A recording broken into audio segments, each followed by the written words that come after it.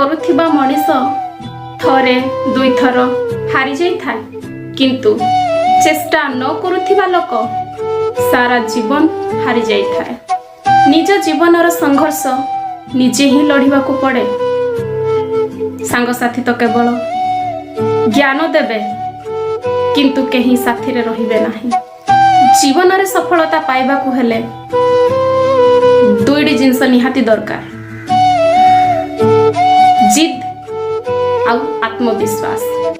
ରାସ୍ତା କେବେ ବନ୍ଦ ହୁଏ ନାହିଁ, କେବଳ ଲୋକମାନେ ସାହସ ହରାଇ ବସନ୍ତି।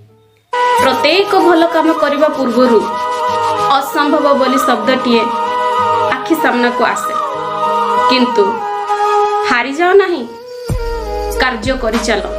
ବାରମ୍ବାର ସଫଳତା ହୁଅନ୍ତୁ କିଛି କଥା ନାହିଁ, ଖାଲି ଯଥେଷ୍ଟ ପରିଶ୍ରମ ଆଉ ସକାରାତ୍ମକ ଚିନ୍ତାଧାରା ଥିଲେ ସଫଳତା ଦିନେ ନିଶ୍ଚୟ ମିଳିବ।